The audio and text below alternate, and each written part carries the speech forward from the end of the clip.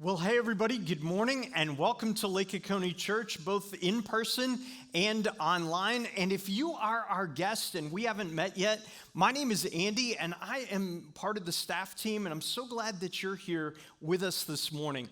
Now, as we head into this week, if you're our guest as you leave today, you definitely want to stop by the Love in the Lake Country tent, because we have a gift that our guest service team has carefully put together for you, and it's something you can grab easily as you head out into your car and begin your week. If you're our guest online, click the I'm a Guest link, because we would love to email you a gift as well. And it's nothing super special, but it is a small way that we can say thank you for being a part of the service today and carving out a little time to be a part of our conversation. Well, as we jump into this week, we're talking about navigating uncertainty. And nowadays, I'm not certain of pretty much anything. But what I am certain of is if I were going to take a large group of people and try to get them to agree on something, I probably wouldn't take them to Twitter. But we thought, it might be fun, so let's give it a shot. So I think that, in fact, I'm fairly certain that we all, with all the social distancing markers, might agree that it really is a difficult time to be a pirate. It's hard. And pandemic aside, I think we might be able to agree that this is one of the best definitions of being a parent ever. Let's get married and have kids. So instead of relaxing at the beach, you can keep sand out of their mouths while I blow up a raft and they ask if there's a pool. And if you've ever been responsible for putting a child to bed in a crib, I'm fairly certain that we could agree that this is absolutely true. Forget taking a yoga class. Once you've taken 30 minutes to exit a baby's room in slow motion, you'll know every position well enough to teach the yoga class.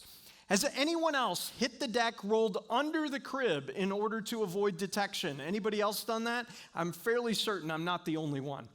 Well, today we're going to begin a conversation called Leading Through 3 Essentials to Navigating Uncertainty. But before we get there, we're going to sing 2 songs together with Jordan and Alex, so stand to your feet as we get started.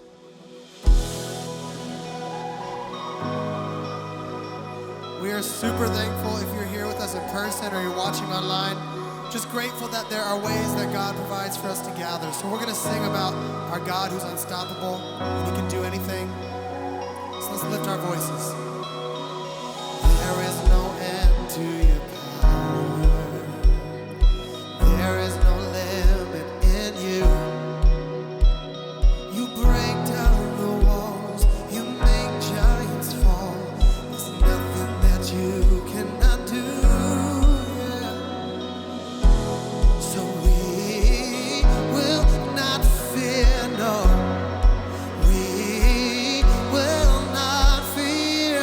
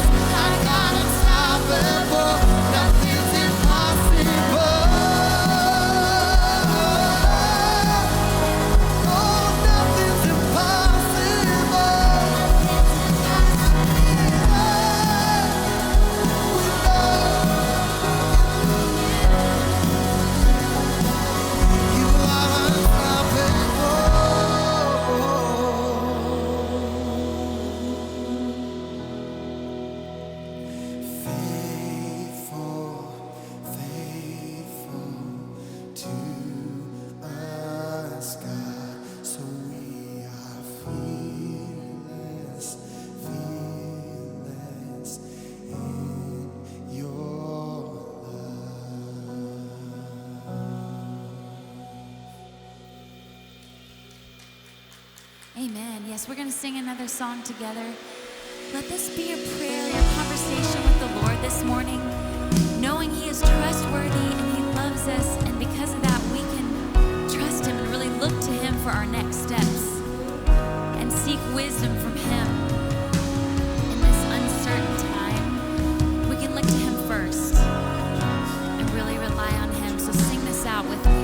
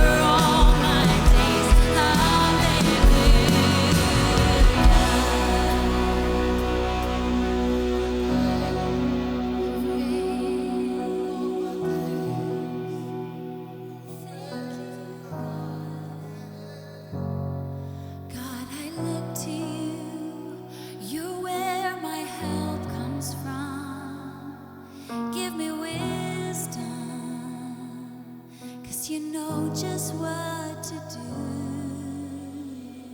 Amen. Thank you guys so much for singing with us. You all can have a seat. What a great reminder. God, I look to you. You're where my help comes from.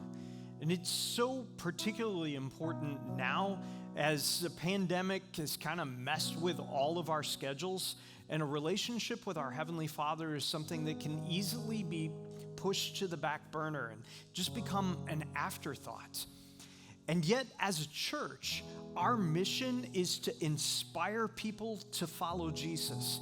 People that are beginning a relationship with Jesus for the very first time, people that have had a long-standing relationship with Jesus, and people that are returning to a relationship that they left behind a while back.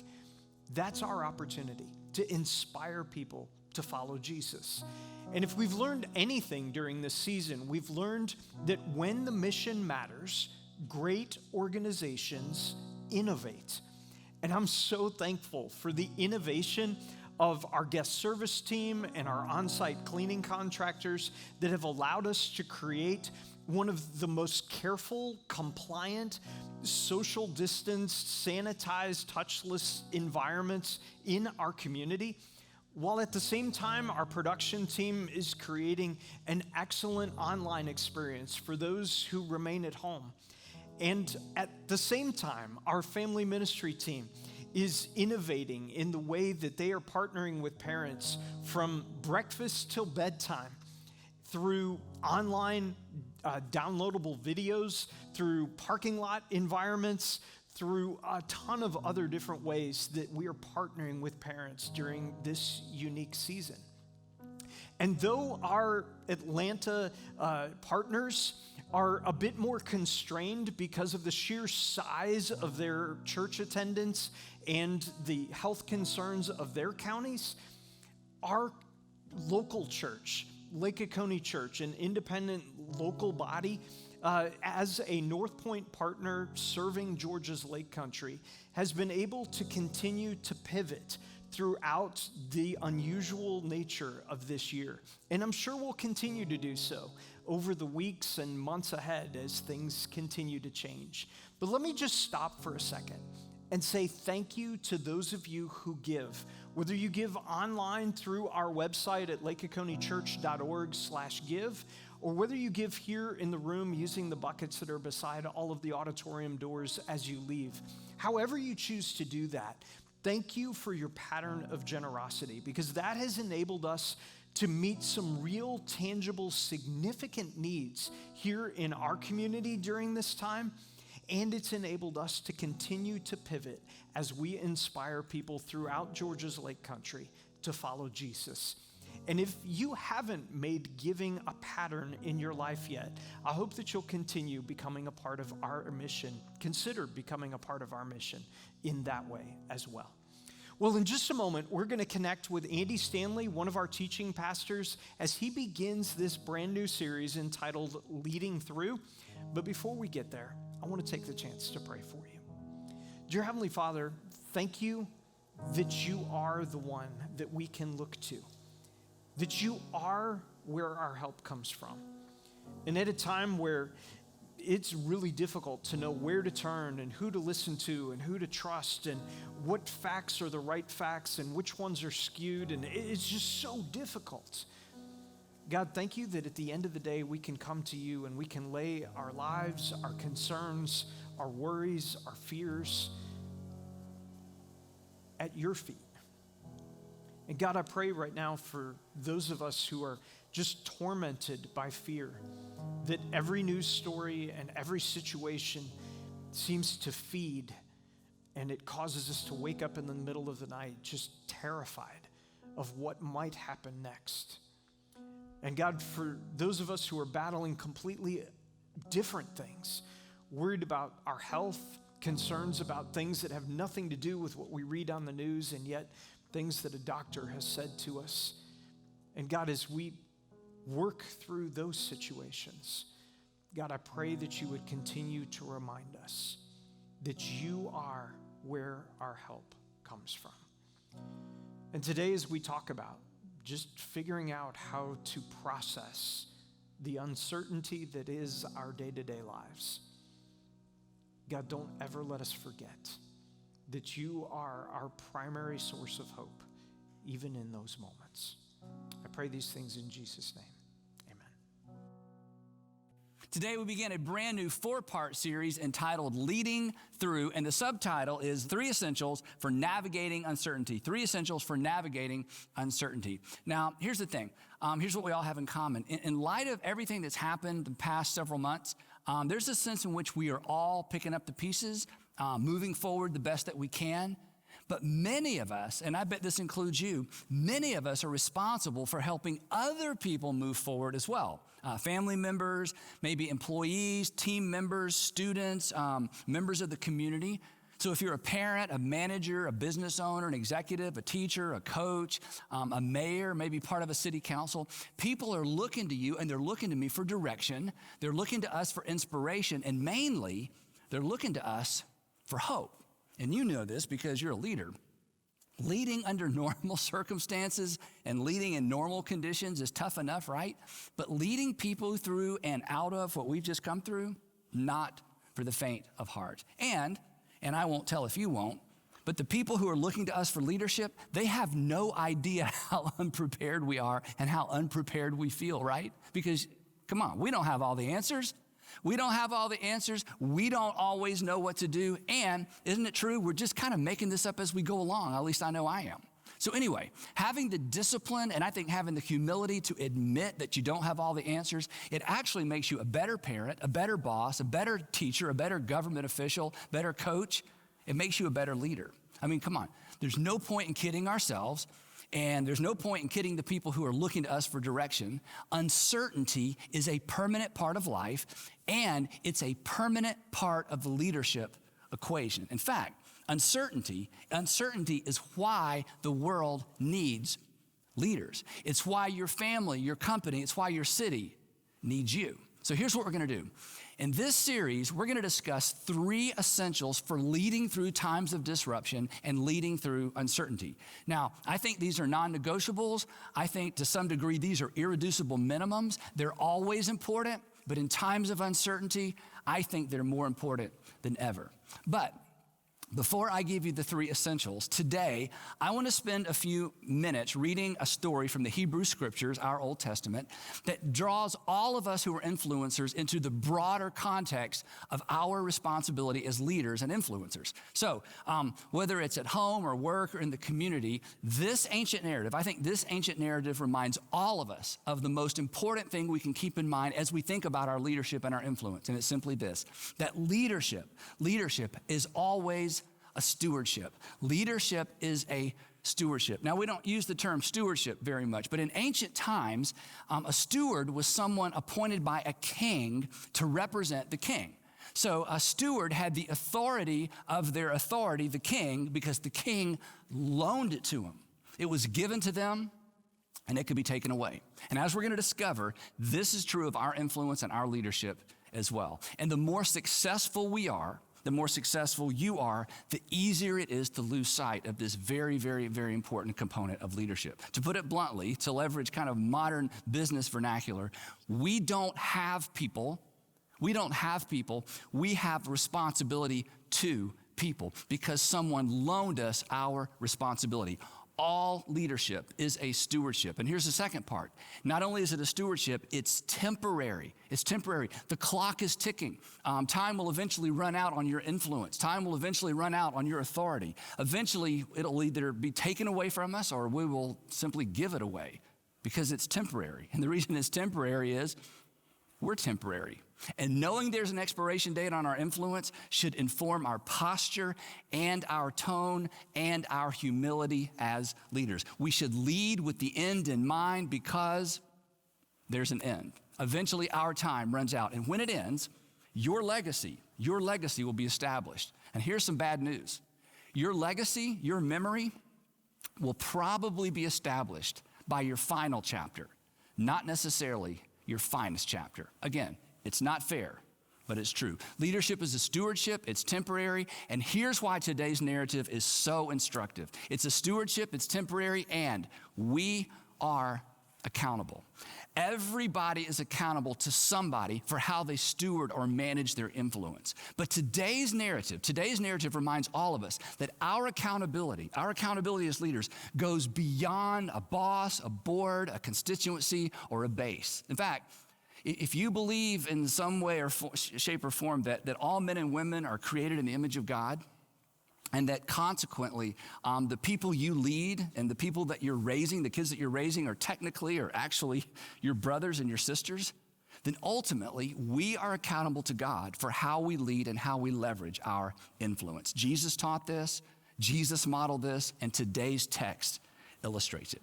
Today's story takes place around 580 BC, and the main character in the story was an extraordinary military and political leader who confused progress with greatness, which is so easy to do, isn't it? And he was ultimately brought to his senses in a very unusual way. His name is Nebuchadnezzar. Nebuchadnezzar was literally the most powerful man in the world in the day in which he lived. He was the king of Babylon. He resided in the city of Babylon, which is located in modern-day Iraq. Now, this is super important. About 20 years before the story we're going to look at today, about 20 years before that, Nebuchadnezzar invaded Judah. The city of Jerusalem was actually spared for the time being. But while he was there, Nebuchadnezzar went in and rounded up members of the nation's elite, their citizens, their best and their brightest people, and brought them back to Babylon as hostages. And included in this number of folks were Shadrach, Meshach, Abednego, and Daniel. Then, a few years later, Nebuchadnezzar returns to Jerusalem. He sacks the city, he destroys the temple, but before he destroyed it, he looted it, and then he takes all the contents of the Jewish temple to Babylon, and he places them in the palace vault. Now, I need you to log all of that away because those details become very important toward the end of today's story. Now, Daniel and the Judeans exiled in Babylon, for them, the moral of this story was simple, that God was judging the nation of Israel for its disobedience, and that basically God was putting the nation in timeout until they got their act together, until they decided to become faithful to the covenant. So for them, that's how they understood these events. But King Nebuchadnezzar didn't see it that way. The way he saw it, it was very simple. His God, Marduk, was clearly more powerful than the Jewish God, Yahweh. And Israel's God had lost. So consequently, that's just the end of the story, right? But as it turns out, that was not the end of the story. In fact, it's actually why we know this story. Daniel documents these unusual events in the Old Testament book of Daniel. He'd been in Babylon for about 20 years by this time. He'd become a trusted advisor to King Nebuchadnezzar. And according to Daniel, Nebuchadnezzar had a disturbing, terrifying dream that he was absolutely sure had some kind of significance for him and possibly for Babylon.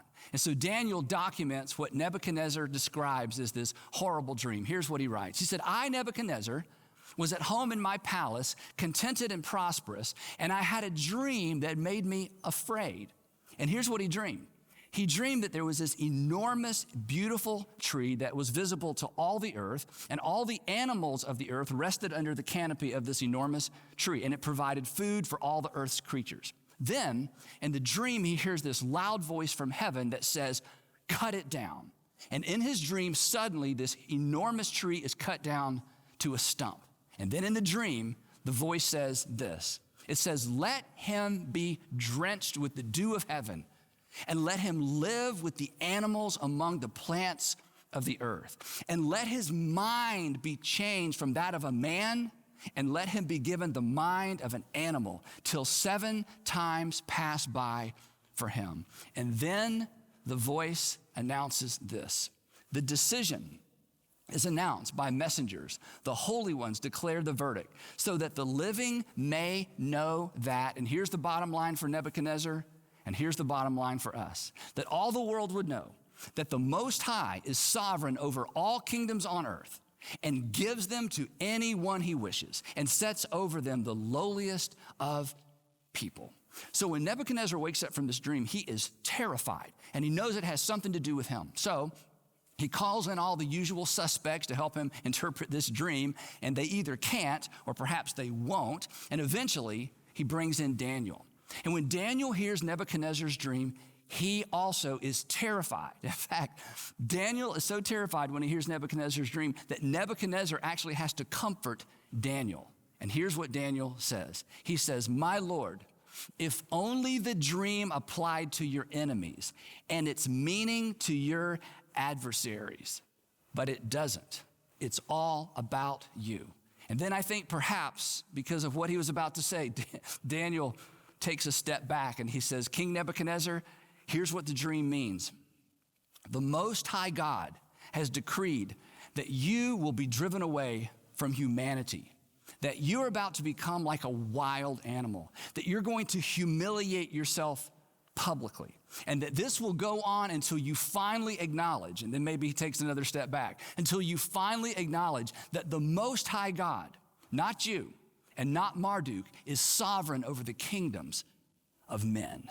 And then he gives him a little bit of good news. He says this, he says, your kingdom will eventually be restored to you, but not until you acknowledge that heaven rules. Therefore, your majesty, be pleased to accept my advice. And then Daniel steps into his role as an advisor to the most powerful man on the planet. And here's what he says. He says, renounce your sins by doing what is right, and your wickedness by being kind to the oppressed. It may be that then your prosperity will continue. Well, Nebuchadnezzar was terrified by the dream, but apparently he wasn't all that terrified because nothing changed for 12 months. And then everything changed.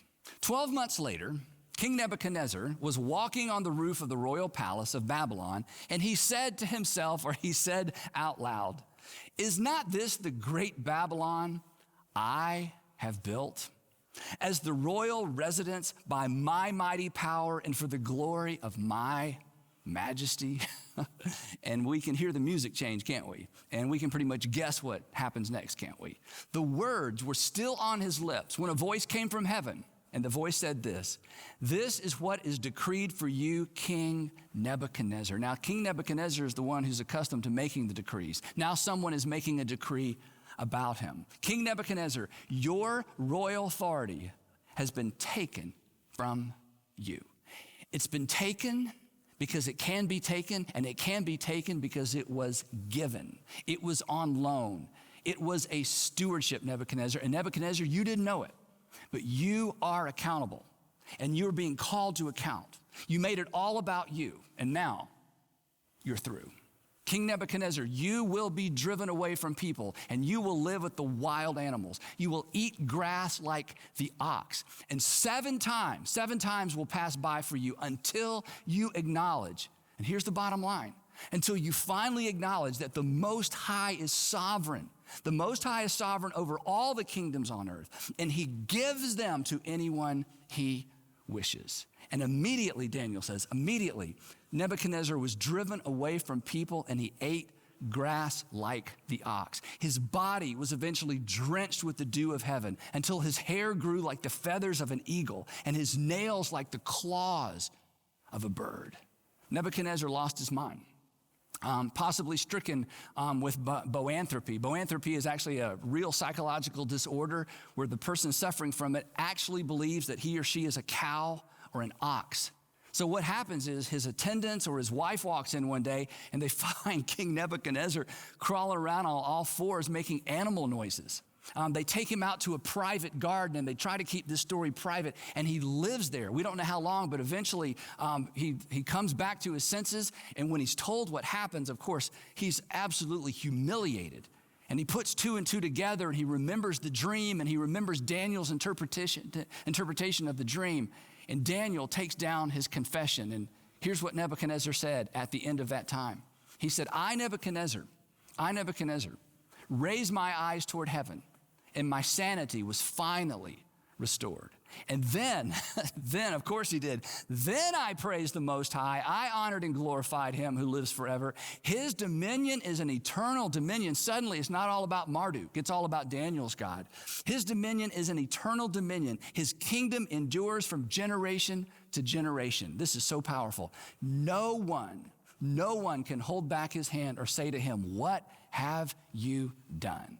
And now I, Nebuchadnezzar, praise and exalt and glorify the King of heaven, because everything he does is right and all his ways are just.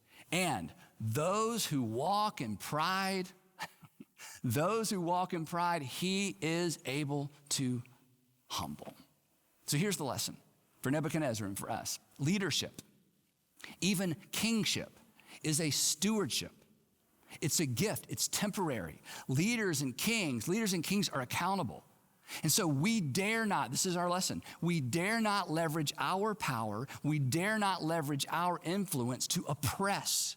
Now, this whole incident with Nebuchadnezzar did not happen in secret. Wherever there were slaves, there were no secrets. And this story eventually circulates throughout the royal family and beyond. Then, follow along, 40 years go by. 40 years later, by this time Nebuchadnezzar dies. There were 2 or 3 other kings that lasted for a very short time, but 40 years later, the new king of Babylon is Nabonidus. He's the brand new king of Babylon.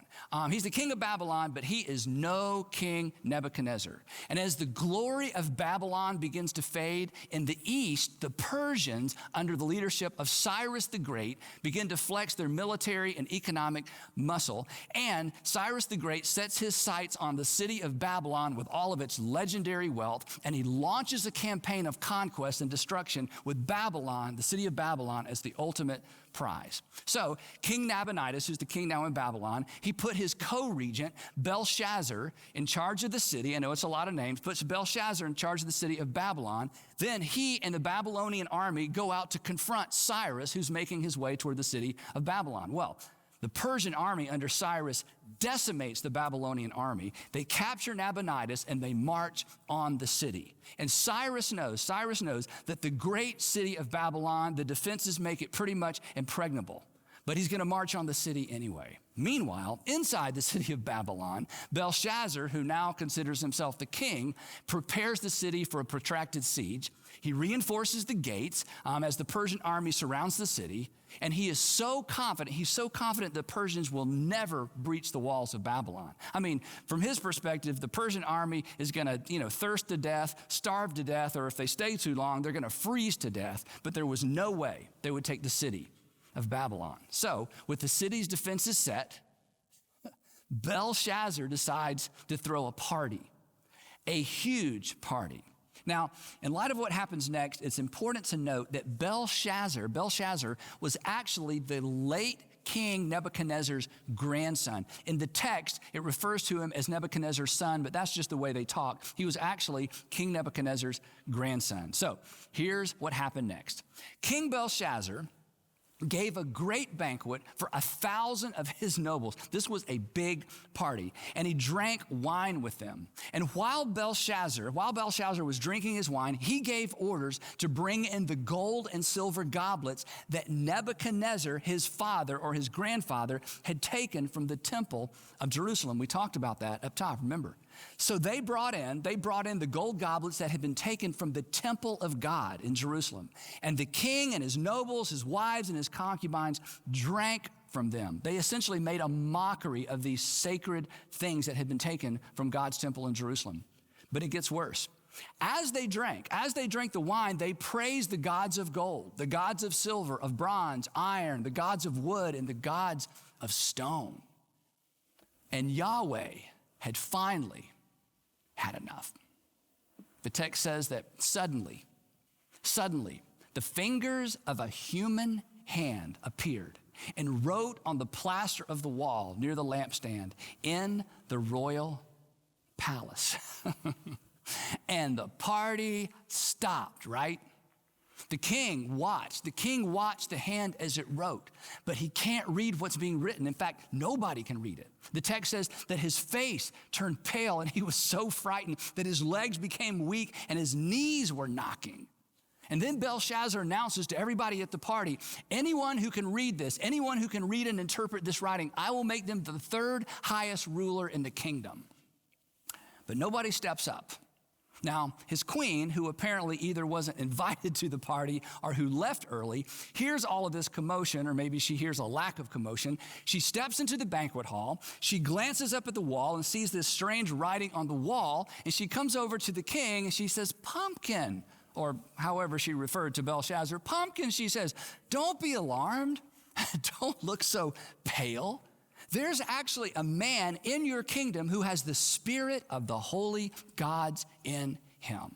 King Nebuchadnezzar actually appointed him to be the chief of the magicians, enchanters, astrologers, and diviners a long time ago. And this man has in him the ability to interpret dreams, explain riddles, and to solve difficult problems. Call for Daniel, and he will tell you what the writing means. Now, Daniel must have been in his 70s by this time. Apparently, he'd been forgotten by everybody except perhaps the queen. So they find Daniel, they usher him in. Belshazzar repeats his promises of wealth and glory and power. Daniel shakes his head. He glances up at the strange script that's, written on the plaster, and he says, you may keep your gifts. You may keep your gifts for yourself, Belshazzar, and give your rewards to someone else. Nevertheless, I will read the writing for the king, and I will tell him what it means. And I'm sure you could have heard a pin drop in the throne room as Daniel begins. And he says this, Your Majesty, he recounts a little history, puts this in context. Your Majesty, the Most High God, and here's our word, gave your father or your grandfather Nebuchadnezzar sovereignty and greatness and glory and splendor. It was a gift. Because, he says, because of the high position he gave him, all the nations and all the peoples of every language dreaded and feared your grandfather Nebuchadnezzar. But when his heart became arrogant and hardened with pride, he was deposed from his royal throne and stripped of his glory until he acknowledged, and here's the bottom line, until he finally acknowledged that the Most High God is sovereign over all kingdoms on earth, and he sets over them any one he wishes. Then I think he paused, and he looks at Belshazzar right in the eye, and he says this, but you, Belshazzar, his son, have not humbled yourself, though you knew all of this. You've heard this story before. You knew what happened to your grandfather. You've been warned. You should know better. But instead, you have set yourself up against the Lord of heaven. And then I think Daniel got a little bit angry because as he looked around the throne room and he saw these precious articles that had been stolen from the Jewish temple being used the way they were, and he shakes his finger in the face of the king and he said, you had the goblets from his temple brought to you, and you and your nobles and your wives and your concubines drank wine from them. You have made a mockery of Yahweh. And then, to make it worse, you praise the gods of silver and gold, of bronze, iron, wood, and stone, which cannot see or hear or understand. He just offends their entire pantheon of gods. But you did not honor the God who holds in his hand your life and all your ways. Therefore, he sent the hand that wrote the inscription, to which he could have added, and are you really sure you want to know what it says? Here is what the words mean. Mene, God has numbered the days of your reign and brought it to an end. Belshazzar, your leadership was a loan, and God is calling the loan. Tekel, you have been weighed on the scales, and you have been found wanting. You are accountable. You've been evaluated. Perez, your kingdom is divided and given to the Medes and the Persians. It's been taken away. You thought it was yours. It was never yours. He gives and he takes away, and now he's taking it away. Now, while all of this is going on, while they're having the party, while Daniel's interpreting, what's been written on the plaster, unbeknownst to anyone in the room, Persian engineers were actually diverting a portion of the Euphrates River into a swamp outside the city. Now, the Euphrates River actually ran under the wall of Babylon and through the city. That's why they had an endless water supply, and that's why they were not afraid of a protracted siege. But here's the thing. By diverting the water supply, the Persian engineers caused the level of the Euphrates River to drop. And when it was low enough, a Persian SEAL team swam under the wall, killed the Babylonian guards guarding the gates, and then dragged those enormous steel-girded doors open, and the Persians took the city. In fact, Daniel tells us that very night, Belshazzar, king of the Babylonians was slain. The Most High is sovereign over all kingdoms on earth, and he gives them to anyone he wishes.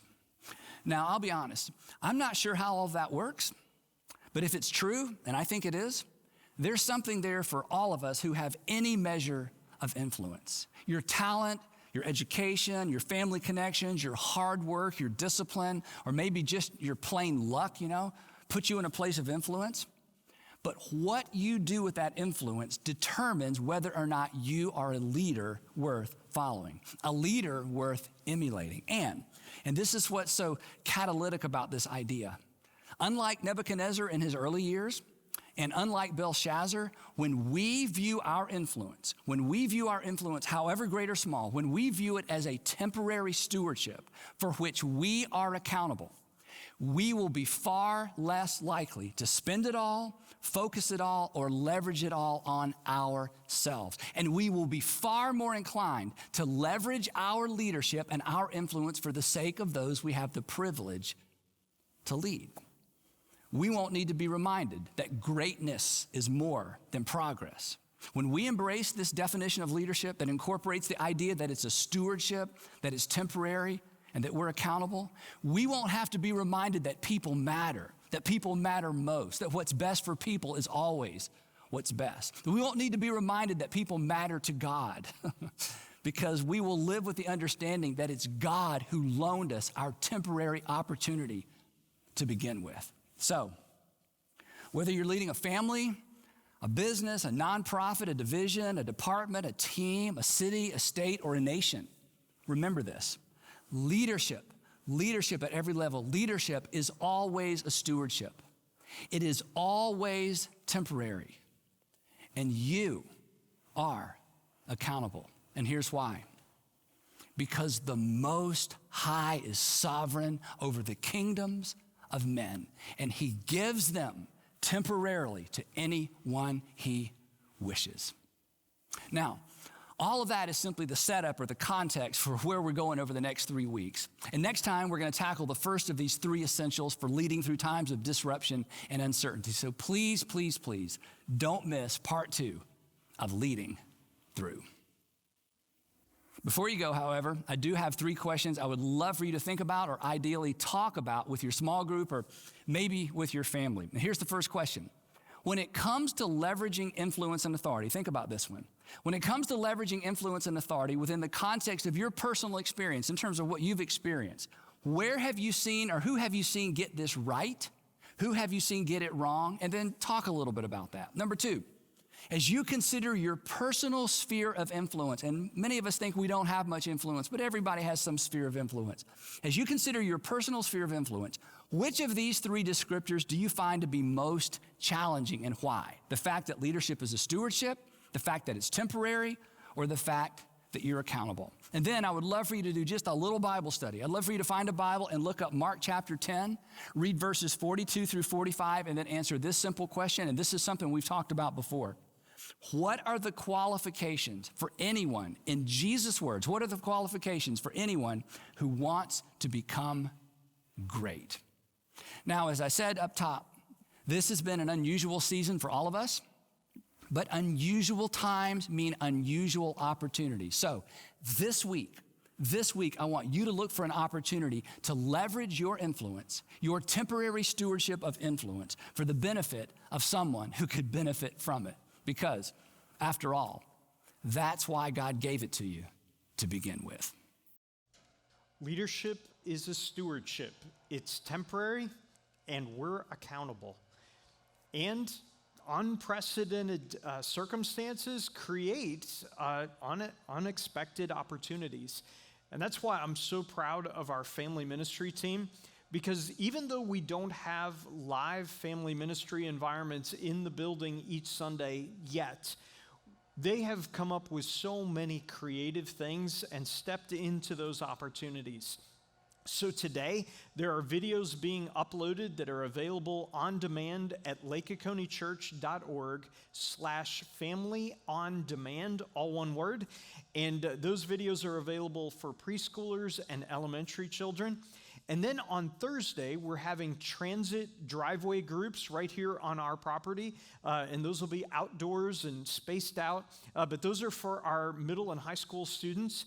And then a week from now, next Sunday, on Sunday evening, we've got an Upstreet pep rally planned for our elementary kids, and that will be outdoors as well. So be marking those things down on your calendar so that you can be a part of those. And we'll be right back here next Sunday for part 2 of this helpful series. And I hope that you have a wonderful, wonderful week. Take care.